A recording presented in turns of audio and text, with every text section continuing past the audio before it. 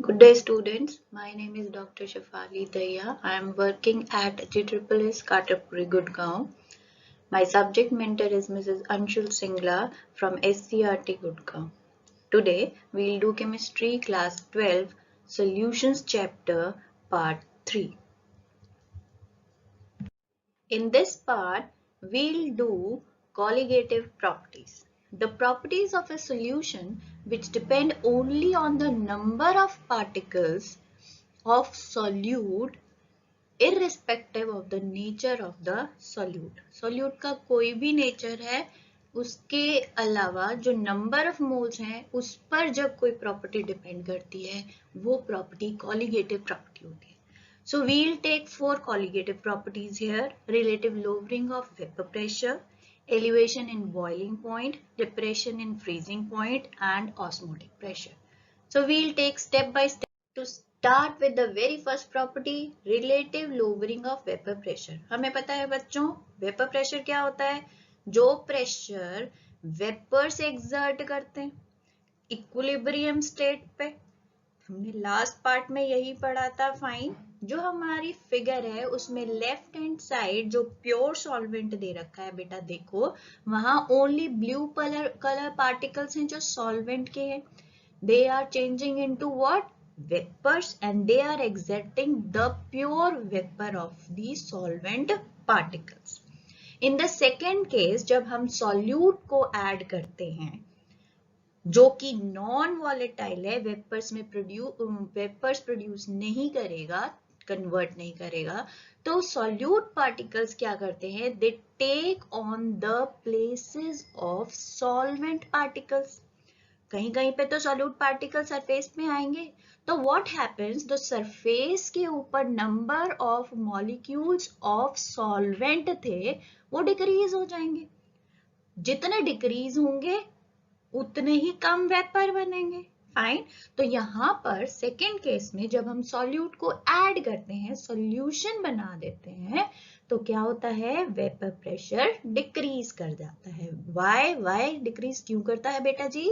Because fewer solvent molecules leave the surface as fewer molecules are available on the surface. Solute वहां पे उनकी जगह ले लेता है. We are doing again for binary solution where A is the solvent and non-volatile solute is B. Fine. तो अब हम इसको मैथमेटिकली देखेंगे कि जो हमारी ये प्रॉपर्टी है रिलेटिव लोवरिंग, ये कॉलिगेटिव प्रॉपर्टी कैसे है. Fine. तो to start with, last part में हमने पढ़ा था रॉल्स लॉ, और वहां हमें बताया कि the vapour pressure of solution is equal to the vapour pressure of pure solvent into the mole fraction of the solvent molecules, that is component A. Fine. Then the decrease in vapor pressure of solvent, that is the change, delta हम change के लिए लगाते हैं. Yes, change क्या होगा pressure के अंदर? P not A minus PA. P not मतलब जो हम प्योर के लिए जनरली नॉट लगा देते हैं, this degree is what? Not. Fine, तो ये हमारा चेंज इन प्रेशर है. From the above equation, the very first equation, we can substitute the values of PA, and likewise we get this equation, that is delta PA is equal to P naught A into 1 minus mole fraction of A, chi A. Now 1 minus mole fraction of A, why we are writing it? Because we are taking binary solution, सिर्फ दो components हैं A और B. So 1 minus chi A comes out to be chi B. This means the change in vapor pressure or the decrease in vapor pressure is directly proportional to the mole fraction of the solute particles. Fine. ये हमारी main equation है जो आपको याद रखनी है. अब हम इसको रिलेटिव लोवरिंग में एक्सप्रेस कर रहे हैं. Mean to say relative means in comparison to the pure solvent value, जो हमारा डिक्रीज इन वेपर प्रेशर है, that is comes out to be equal to the mole fraction of the non volatile solute particles. So we can also say that in case of dilute solutions, when the solute particles are very less in number, we can approximately neglect the solute particles and take the solution particles equal to Na. So the chi B comes out to be equal to Nb by Na. Fine. Dilute solution के अंदर solute particles जो है उनको हम neglect करते हैं number of moles of solute को, और वहां हम पूरे सॉल्यूशन के अंदर Na नंबर ऑफ मोल्स लेते हैं. Here हमने अब क्या डिड्यूस कर दिया, जो हमने स्टार्टिंग में कहा था, colligative property depends upon the number of solute particles, how much solute particles we are adding irrespective of the quality. Fine. तो हमने वो यहाँ एक्सप्लेन किया है कैसे. हमने जो सॉल्यूट ऐड किया, जो B ऐड किया हमने A कंपोनेंट के अंदर, उससे क्या हुआ है, उससे जो हमारा लोवरिंग ऑफ वेपर प्रेशर है वो उसके मोल फ्रैक्शन पे डिपेंड किया है, and mole fraction is indeed depends upon number of moles. So we can say that the first property जो है वो हमारी directly is a colligative property. Fine. अब हम इसके बेस्ड न्यूमेरिकल्स करेंगे. Fine. The very first numerical I want to show is calculate the mass of non volatile solute. Non volatile solute means to say हमें B निकालना है. Molecular mass जिसका 40 grams पर मोल है, which is dissolved in 114 gram of octane. Octane हमारा alkene है. Mind it, alkene का formula CnH2n+2 C8H18 to reduce its pressure to 80%. Pure का अगर हमारा 1 है, 100 है, तो हमारा जो प्रेशर सॉल्यूट ऐड करने के बाद होगा वो कितना होगा बेटा जी, वो हमारा होगा उसका 80%. फाइन. ये हमें नोट करना है. ओके. तो हमारे को कुछ इक्वेशंस हैं जो हमें ऑलरेडी पता है, जो हमने अभी प्रीवियस स्लाइड में की हैं. वन इज दिस, जहां हमें मोल फ्रैक्शन पता है. मोल फ्रैक्शन फिर हमने क्या किया, डाइल्यूट सॉल्यूशन का Nb/Na फाइंड आउट किया. उसके बाद हम ये बता रहे हैं कि जो हमारा लोवरिंग है, चेंज इन वेपर प्रेशर है, that is equal to this equation. Okay. अब now by finding out what is given, हम क्या करते हैं, हमने देखा कि इन इक्वेशंस को हमने एक सिंपल पूरी इक्वेशन में इकट्ठे कंपाइल किया. उसके बाद हमने देखा गिवन क्या है. गिवन इज व्हाट, जो हमारा प्योर का है दैट इज 1. तो हमारा जो ऐड करने के बाद रिड्यूस हुआ है दैट इज 0.8. फाइन. अब हम उसके बाद क्या कह रहे हैं कि इस जो हमारी इक्वेशन है जो हमने कंपाइल की थी उसके अंदर सभी वैल्यूज को हम पुट करके देखें. हमने क्या पुट किया देखें. यहाँ हमने वैल्यूज को पुट किया जहां हमने P0A को 1 एटमॉस्फेयर लिया, PA is 0.80 atmosphere, NB number of moles of B component comes out to be WB/MB. MB हमें given है 40, WB is the weight. Now WA is given what, 114 grams. MA क्या है, MA हमने निकाला, कैसे निकाला, carbon is 12, C8, hydrogen is 1, H18. कितना आया, कैलकुलेट करें सभी, 114. By putting all these value, we can easily find out the WB that comes out to be equal to what, 10 grams, and this is our answer. Fine. Now moving to the next slide, that is the elevation in boiling point.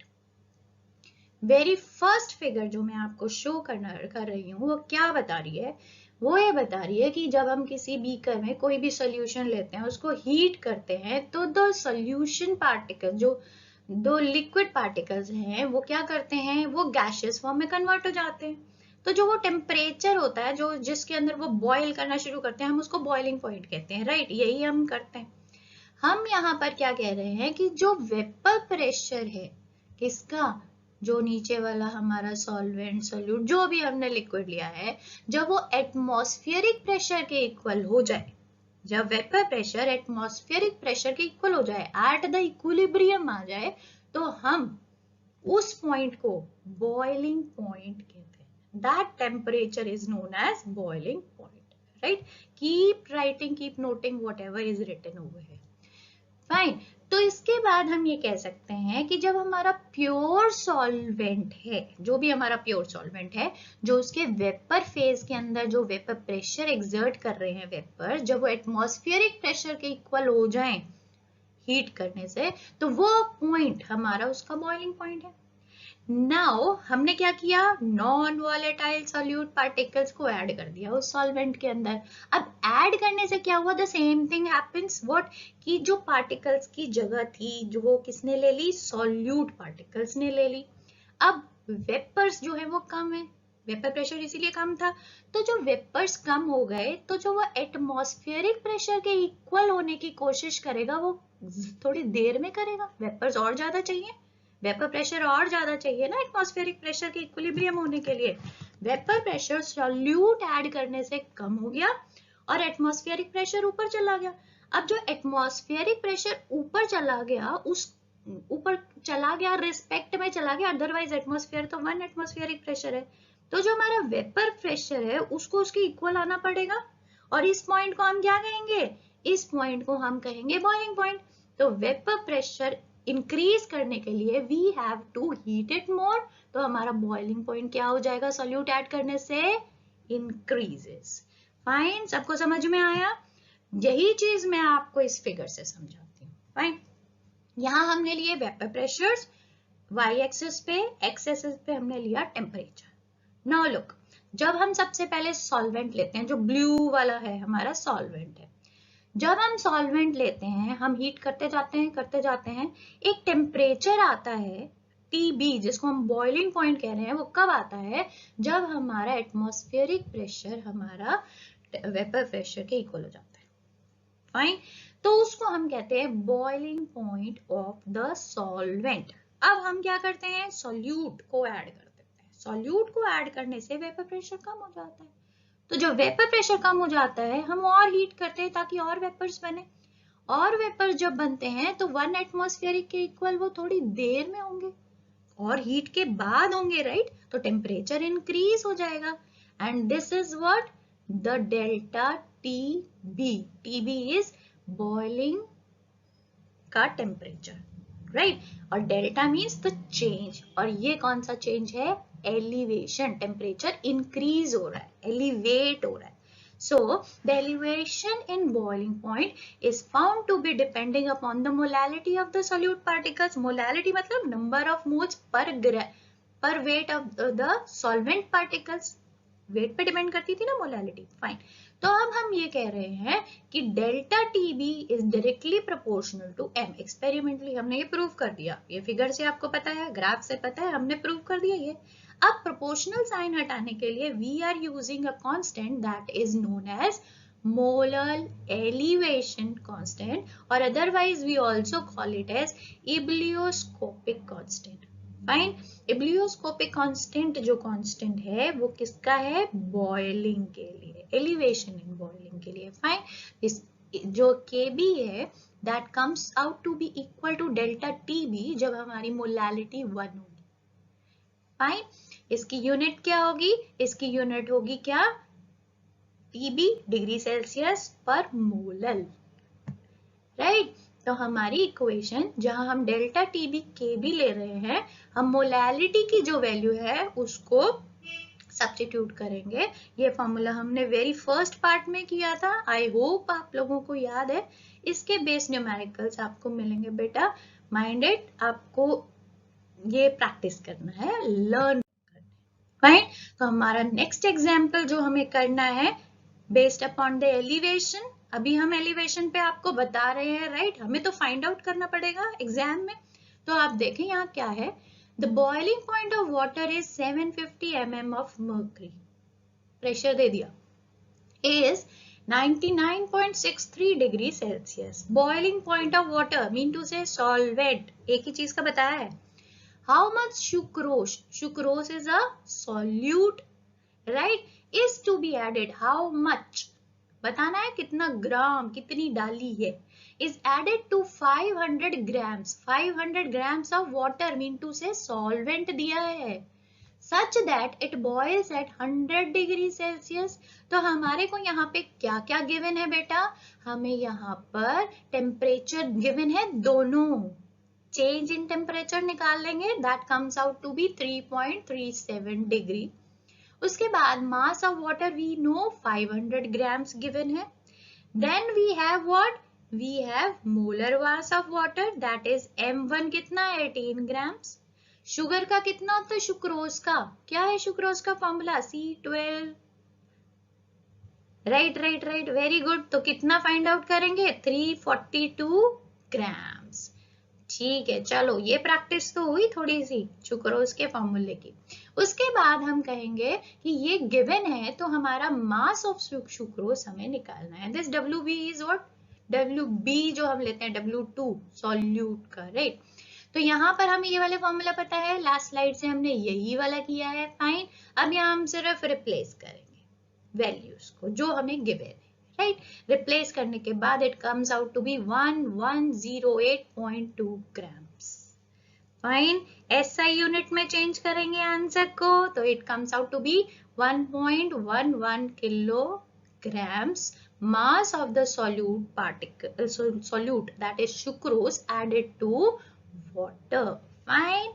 Now come depression in freezing point, ये बिल्कुल same वैसा ही है जैसे अभी हमने boiling point किया, fine.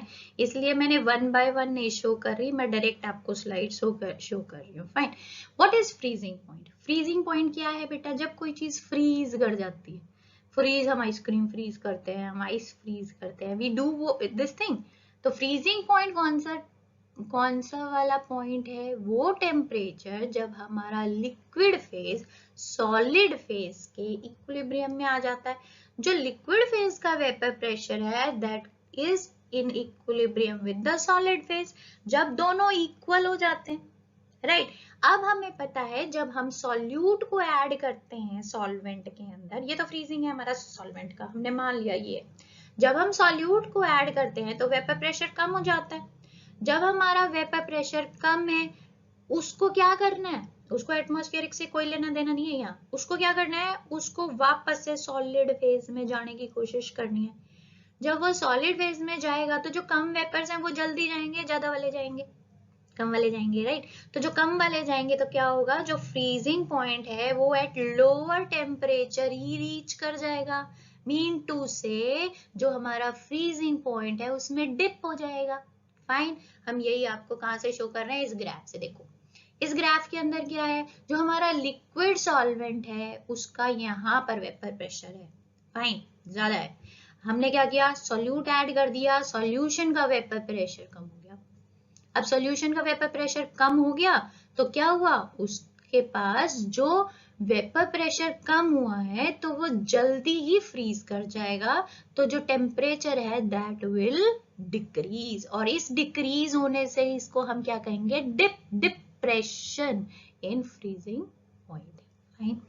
इसको हम सेम वैसे एक्सप्लेन करेंगे जैसे अभी हमने कहा, क्या कहा, हमने कहा कि जो भी हमारा फ्रीजिंग पॉइंट है that depend upon the molality of the solute, जितना सॉल्यूट डालेंगे वो उतना ही जल्दी डिपेंड, ये हमारी कॉलिगेटिव प्रॉपर्टी है, प्रूव भी तो करना है, वो हमने ऐसे कर दिया एक्सपेरिमेंटली। अब हम इसे आगे डिराइव करते हैं, यहाँ पर हमें KF कांस्टेंट मिलता है जिसको हम मोलर डिप्रेशन कांस्टेंट कहते हैं, और we also call it cryoscopic constant. Cryo means होता है आइस, क्रायोस्कोपिक कांस्टेंट, फाइन। तो इसका एक वही सेम आप देखें, चेक कर ले, ओनली हमारा फ्रीजिंग पॉइंट बॉइलिंग पॉइंट का डिफरेंस है, सेम फॉर्मूला है, सेम हमारी ऑलमोस्ट इसकी प्रॉब्लम्स आएंगी, keep practising, okay, all the best. Next is the application of freezing point. अब हमने बहुत सारा देखा है फ्रीजिंग पॉइंट की एप्लीकेशंस को। फर्स्ट तो हम कह रहे हैं कि हम क्यों पढ़ रहे हैं, हम इसके न्यूमेरिकल्स करते हैं ताकि वी कैन कैलकुलेट कि कितना डिप्रेशन हो सकता है, कितना फ्रीजिंग पॉइंट चाहिए। आपने देखा होगा बेटा, जो हमारे हिली एरियाज है जहाँ स्नोफॉल होती है वहां रोड के ऊपर भी आइस आ जाती है, ऑब्वियसली सब जगह बर्फ गिरेगी, रोड को क्लियर करना होता है, तो what we use, we use NaCl to dissolve to clear the roads. क्यों? जब हम NaCl डाल देंगे तो क्या होगा, जो फ्रीजिंग पॉइंट है आइस का, राइट, तो उससे क्या होगा, वो हमारी डिप्रेशन हो जाएगी, उससे क्या होगा, जो आइस है वो बनेगी नहीं उस टेम्परेचर के ऊपर और हमारी रोड्स क्लियर हो जाएंगी। घर में भी करके देख सकते हो आप ये, ठीक है, तो हमारी जो वो वहां से रोड्स क्लियर हो जाएंगे। द नेक्स्ट मैं आपको एक और एग्जांपल देती हूँ जो हम ना 10th में पढ़ते थे, हमने 10th में पढ़ा था, we use alcohol in cold places, जहां रेडिएटर्स, जो कार स्टार्ट नहीं होती, कार इंजन नहीं होते, क्योंकि वो जल्दी फ्रीज हो जाती है, राइट, हमने पढ़ा था ना। अब हम यहाँ वही एक्सप्लेन कर रहे हैं कि जो डिप्रेशन इन फ्रीजिंग पॉइंट है वो क्या होगा, उसके लिए हम क्या करेंगे, रेडिएटर्स के अंदर जो वाटर डलता है, यहाँ इंडिया में तो वाटर डलता है, जो कोल्ड प्लेसेस हैं, जो बहुत ठंडे देश हैं, वहां पे हम उसके अंदर क्या डाल देते हैं, इथाइलिन ग्लाइकोल सॉल्यूशन के अंदर, सॉल्यूशन बना देते हैं उसे, जिससे कि वो देर से फ्रीज होता है और हम कह पाते हैं कि what it is working at colder places also. Fine. Now the fourth one is osmotic pressure. हमारे पास क्या है, osmotic pressure. अब osmotic pressure क्या होता है, बायो वाले स्टूडेंट्स बहुत पढ़ते हैं इनको, उनके बड़ा यूजफुल होता है। ऑस्मोटिक प्रेशर कौन सा प्रेशर है, अब हम वो पढ़ते हैं। It is the minimum pressure which needs to be applied to a solution to prevent the inward flow of its pure solvent across the semi permeable membrane. ये तो बड़ा डिफिकल्ट सी डेफिनेशन होगी। अब इस डेफिनेशन को हम इजी बनाते हैं। Look at the picture, right. हम क्या करते हैं, हम लोगों ने एक बीकर लिया, उस बीकर में हमने बीच में एक सेमी परमिएबल मेम्ब्रेन लगाई। सेमी परमिएबल मेम्ब्रेन आपने पढ़ा होगा 9th क्लास में, सेल के अंदर जो सेल प्लाज्मा मेम्ब्रेन है that is semi permeable, selectively permeable. तो जो ये सेमी परमिएबल मेम्ब्रेन है, बड़े मॉलिक्यूल्स को मूव करने नहीं देगी, it will only let the smaller particles to move through it. ऐसे ही होता था सेल के अंदर। तो हमारा ऑस्मोटिक प्रेशर के अंदर हम क्या कह रहे हैं, हमने बीच में सेमी परमिएबल मेम्ब्रेन लगाई, एक साइड हमने लो कंसंट्रेशन सॉल्यूशन लिया और एक साइड हमने higher concentration of the solution लिया। नाउ लुक, जो हमारे सॉल्यूट पार्टिकल्स हैं वो लेस थे लेफ्ट में, राइट में हाई थे। फाइन। अब कोई भी रिएक्शन है वो इक्विलिब्रियम में आने की कोशिश करेगी। यहाँ पर जो प्रेशर ग्रेडियंट है वो क्या करेगा, जो सॉल्यूट पार्टिकल्स तो मूव हो नहीं सकते सेमी परमिएबल से, solvent particle will move to the right hand side where the concentration is high. जहां सॉल्यूट ज्यादा है, सॉल्वेंट पार्टिकल्स उधर जाना शुरू कर देंगे। क्या कह रहा है वो, the movement of solvent from low to high solute concentration. Move कर गया, कौन किया, सॉल्वेंट। सॉल्यूट नहीं मूव करेगा। कब तक मूव करेगा, जब तक दोनों साइड्स की जो कंसंट्रेशन है वो एट इक्विलिब्रियम आ जाए। फाइन, तब तक मूव करेगा। इसको कहते हैं, इस प्रोसेस को ऑस्मोसिस, OSMOSIS। फाइन। अब हम इसके ऊपर जो ये वाला प्रेशर कहेंगे, ये वाला प्रेशर जो मैं रेड से मार्क कर रही हूं, ये वाला प्रेशर जब मिनिमम प्रेशर है, ठीक है, जो और इनवर्ड मूवमेंट नहीं करने देगा, वो हमारा कौन सा प्रेशर है, ऑस्मोटिक प्रेशर। फाइन। अब डेफिनेशन इजी हो गई। क्या हुआ, from higher concentration of solvent, जब lower concentration of solvent move करता है through semi permeable membrane, right, और वहां जो मिनिमम प्रेशर हम अप्लाई करते हैं, जो उसको रोकता है कि हाँ बस इतना ही, इक्विलिब्रियम तक पहुंच गया, उसको हम क्या कहते हैं, ऑस्मोटिक प्रेशर। फाइन। इसकी भी हमें कॉलिगेटिव प्रॉपर्टी प्रूव करनी है, राइट। इसको हम क्या से कहेंगे, क्या कहेंगे, हम ये कह रहे हैं ऑस्मोटिक प्रेशर को हम डिनोट करते हैं पाई से। It depends upon the concentration, molality पे डिपेंड करता है, मोलैलिटी पे, अभी पहले वाले मोलैलिटी पे डिपेंड कर रहे थे दोनों, दिस डिपेंड्स अपॉन मोलैरिटी। क्यों, हम कंसंट्रेशन की बात कर रहे हैं, तो ये टेम्परेचर पे भी डिपेंड करता है। फाइन। तो हम इसको इकट्ठा करके लिख रहे हैं, that is pi is directly proportional to C, that is the concentration, and T that is the time. R is what? R is gas constant.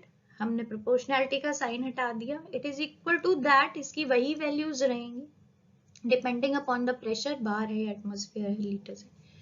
C क्या है? Number of moles of solute by volume. यही होती है concentration. तो हम इसको replace भी कर सकते हैं C को. Pi is equal to N by V R T और pi V is equal to nRT, and this is Went Hoff equation for dilute solutions, right? And N is what? Number of moles of solute, and pi is what? Osmotic pressure. Hence we can also say that it is a colligative property. आपको यहाँ पर दो equations बहुत अच्छे से learn करनी है. कौन कौन सी इक्वेशन? एक तो pi is equal to CRT and the other one is pi V is equal to nRT. अब हम करते हैं सिग्निफिकेंस ऑफ ऑस्मोटिक प्रेशर. भाई हम ये पढ़ रहे हैं ऑस्मोटिक प्रेशर, हमें बायो वाले बहुत अच्छे से पढ़ाते हैं, राइट? तो हम इसके दो सिग्निफिकेंस आपको बताते हैं, एक बायोलॉजिकल और इसका एक यूज भी बताएंगे. फाइन बेटा, क्या होता है, कभी भी कोई पेशेंट है वो डिहाइड्रेशन हो गई है, हॉस्पिटल ले जाते हैं, फटफट क्या करते हैं, वो सेलाइन एक बॉटल लगा देते हैं, राइट? उसमें ना वाटर होता है, सेलाइन लिखा होता है उसके ऊपर. उसकी जो कंसंट्रेशन होती है वो सेम कंसंट्रेशन है उस सॉल्यूशन की जो हमारी बॉडी के अंदर फ्लूइड की है, दैट इज 0.9 NaCl करके. फाइन. तो क्या है, जो सेम कंसंट्रेशन को हमारी बॉडी के अंदर डाल देते हैं सॉल्यूशन को, तो क्या होता है, जो सॉल्यूशन होता है बेटा वो हमारे बॉडी के अंदर जब जाता है तो वो हमारे को इजीली एब्जॉर्ब हो जाता है. It is at the equilibrium, मतलब दोनों की कंसंट्रेशन सेम होती है. ये मैं आपको शो कर रही हूँ आइसोटोनिक सॉल्यूशन से.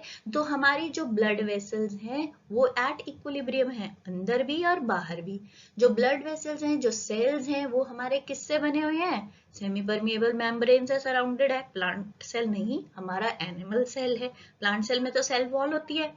तो जो हमारी प्लाज्मा मेम्ब्रेन है that is a semi permeable membrane, यहाँ ऑस्मोसिस होगा, राइट? ये जब इक्विलिब्रियम में है, क्योंकि हमें डाला सेम कंसंट्रेशन है, तो क्या होगा, हमारी बॉडी के अंदर सेलाइन जाएगा, फ्लूइड चला जाएगा. फाइन. अब हमारी दो कंडीशंस हो सकती है, एक होती है हीमोलिसिस, एक होती है प्लाज्मोलिसिस. इन द केस जो सेलाइन की कंसंट्रेशन ज्यादा हो, मतलब हमें ज्यादा NaCl दे दें सोल्यूशन के अंदर, तो व्हाट विल हैपन, जो हमारा फ्लूइड अंदर बॉडी का है उसकी कंसंट्रेशन क्या है, कम, बाहर की जो है वो क्या है, ज्यादा. तो क्या होगा, जो हमारा कम कंसंट्रेशन है, तो हमने अभी पढ़ा ऑस्मोसिस में, फ्रॉम लोअर कंसंट्रेशन जो हमारा कंसंट्रेटेड है, सॉल्वेंट हमारा कहाँ चला जाता है, सॉल्वेंट जो उसकी कंसंट्रेटेड सॉल्यूशन होता है. फाइन. तो क्या करेगा, कंसंट्रेटेड सॉल्यूशन के अंदर जाने की कोशिश करेगा. अगर हायर कंसंट्रेशन का डालेंगे, बाहर हायर है, अंदर लो है, तो क्या होगा, तो बाहर का जो कंसंट्रेशन है सॉल्वेंट की वो क्या है, कम. अंदर वाले की सॉल्वेंट की कंसंट्रेशन क्या है, ज्यादा.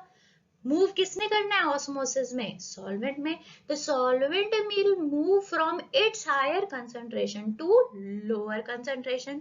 तो जो हमारा सेल है that will shrink. This condition is plasmolysis. water solvent comes out from the cell, and thus the opposite case is the hemolysis. जब हमारा सेलाइन वाटर है, जब वो डाइल्यूटेड हो, मतलब बाहर जो है उसमें सॉल्वेंट ज्यादा है, सेल के अंदर सॉल्वेंट कम है, तो बाहर से जो सॉल्वेंट है वो अंदर मूव करेगा. अंदर कब तक मूव करेगा, टिल द इक्विलिब्रियम. जब उस कंडीशन के अंदर सेल जो है वो बल्ज आउट हो जाएगा, and that condition is haemolysis. And haemolysis के अंदर cell gets bursted. Fine. This is osmotic pressure और application. The next is we use RO at homes. हम RO यूज करते हैं, वो क्या करते हैं, रिवर्स ऑस्मोसिस. या फिर हम क्या करते हैं, कुछ कंट्रीज हैं जहाँ रिवर्स नहीं है, वो समुद्र के पानी से पानी लेती हैं. इजराइल. डिसैलिनेशन ऑफ वाटर, समुद्र के पानी से प्योर वाटर. वहां क्या करते हैं, हम अभी तक ये कर रहे थे, सॉल्वेंट जहां ज्यादा है वो कम सॉल्वेंट की तरफ आएगा। कम सॉल्वेंट कहाँ होगा, जहाँ कंसंट्रेटेड होगा। समुद्र के पानी के अंदर कम सॉल्वेंट है, ठीक है, उसको कहाँ जाना है, प्योर सॉल्वेंट की तरफ, जहां पानी ज्यादा चाहिए। तो भाई उल्टा क्यों जाएगा, उल्टा कैसे जाएगा, घर के अंदर टैंकी में ऊपर पानी चढ़ाना होता है, नीचे क्या करते हैं, मोटर लगाते हैं, प्रेशर लगाते हैं। तो दिस वी डू हियर, हम क्या करते हैं, we apply pressure. Pressure apply करने से what happens, water as a solvent moves through the semi-permeable membrane to fresh water, and this is desalination of water, and the same thing happens in our RO, what we see at our homes. Fine. The next, now students, we have an abnormal molecular mass. Molecular mass हम सबको पता है, abnormal वो कब होगा, when it shows a difference between calculated value and the expected theoretical value, then it is known as abnormal molecular mass. Fine. अब हमारे पास कोई भी चीज abnormal कब होगी, जब वो नॉन आइडियल बिहेवियर शो करेगी। नॉन आइडियल बिहेवियर के अंदर हमारा सॉल्यूशन में जो सॉल्यूट है, either it will go dissociation और it will go association. In case of dissociation number of particles increase होंगे। सॉल्यूट को हमने सॉल्वेंट में डाला, सॉल्यूट ब्रेक किया आयंस में, आयंस ज्यादा हो गए, नंबर ऑफ पार्टिकल्स इंक्रीज हो गए। कॉलिगेटिव प्रॉपर्टी हम नंबर ऑफ पार्टिकल्स पे ही डिपेंड कर रही थी, क्वालिटी पे डिपेंड नहीं कर रही थी। कॉलिगेटिव प्रॉपर्टी की यही डेफिनेशन थी। सो एसोसिएशन के अंदर पार्टिकल्स इंक्रीज हो जाएंगे एंड डिसोसिएशन में पार्टिकल्स डिक्रीज हो जाएंगे। फाइन। तो हम लोग इससे एक न्यू फैक्टर इंट्रोड्यूस करते हैं जिसको हम कहते हैं वेंट ऑफ फैक्टर, जो हमारे को एग्जैक्टली इसकी वैल्यू देता है। तो went of factor is actually what, it is the ratio between the normal molar mass by the abnormal molar mass, जो ऑब्जर्व्ड है versus calculated one.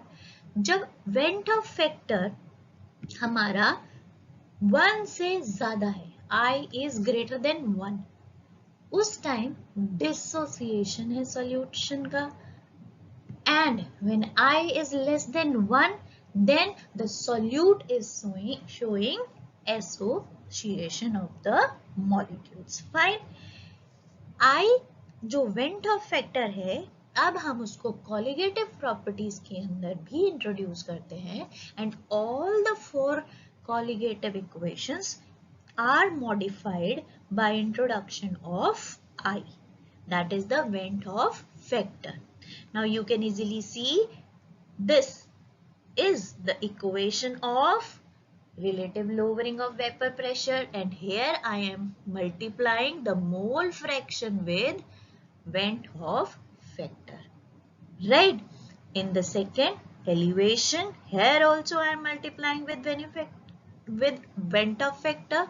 In the third, this is for freezing, depression in freezing, yes, and here also vent of factor is introduced.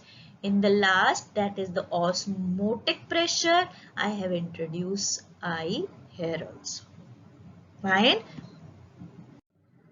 Now student, hopefully आप लोग सब समझ गए हैं पूरा का पूरा part 3. Now you can easily do the assignment. These are the questions. Please note it down. And hopefully आप ये सारे questions कर लेंगे. They have numerical and conceptual questions also. ये वाला lesson दोनों के लिए काफी important है. This part especially. Thank you.